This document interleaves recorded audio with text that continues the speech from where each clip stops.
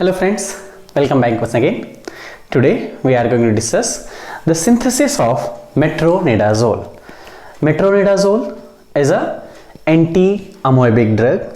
Mainly this is the prototype drug of the class nitroimidazole. Metronidazole is a broad spectrum anti-amoebic drug. These have the different action and large scale action on the protozoa, on the leishmania, on the different amoebic microbes also. So what happened? This is the first thing.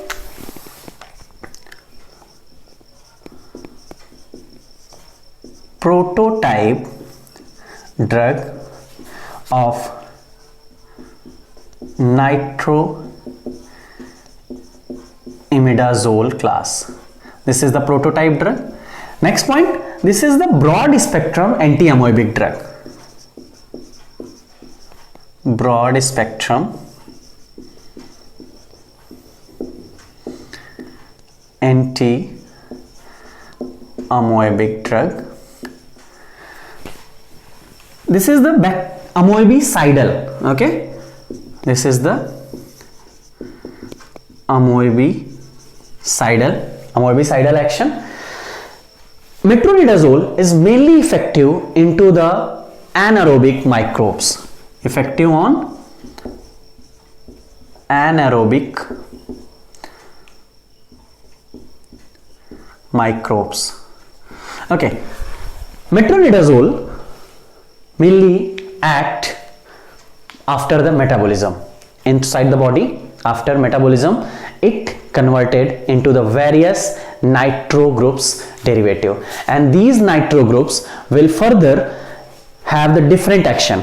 Firstly, nitro group destabilizes the DNA helix, first mode of action.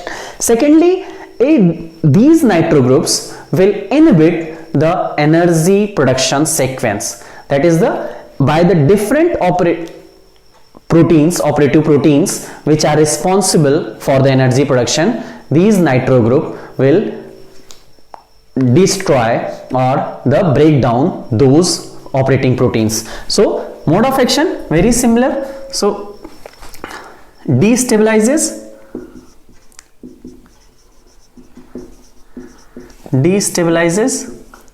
DNA helix of the microbes, as well as they break down the energy production sequence inside the microbes. Okay, now come to the synthesis.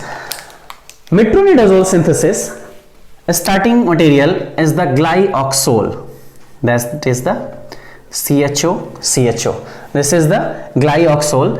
This glyoxole reacted with the two molecule of the ammonia and with the acetaldehyde, that is the CS3CHO, acetaldehyde. So when these three compounds reacted and undergoes the cyclization reaction,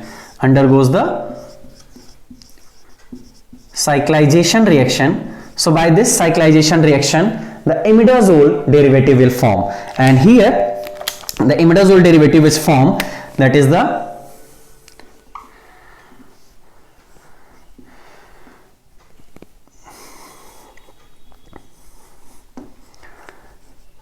(2-methyl-imidazole). This is the 2-methyl-imidazole.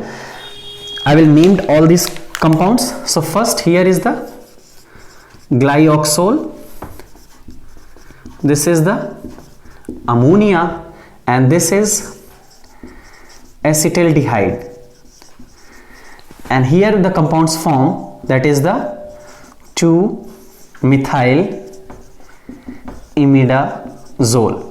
Now what happened? This 2-methyl-imidazole intermediate undergoes the nitration reaction.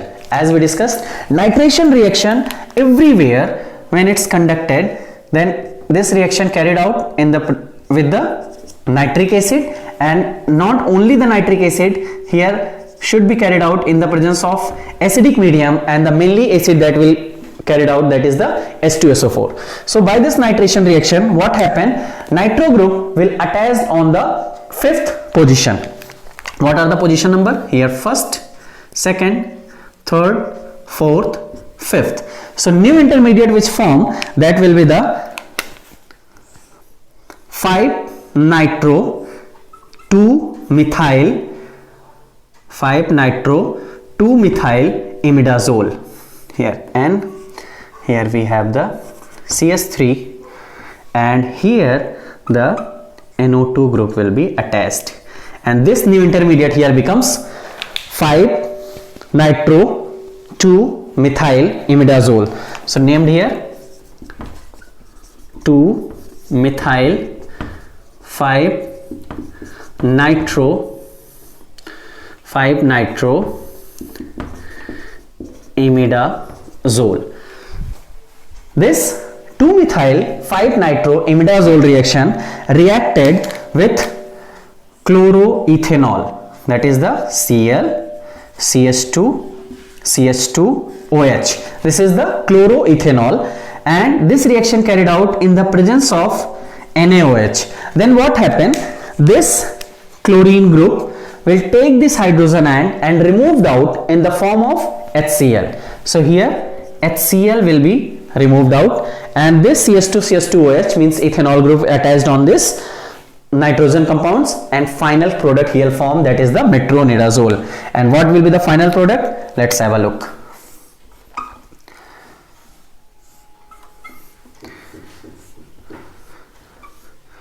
Here we have the CS3, here we have the NO2, and here we will get CH2OH, and this is the metronidazole.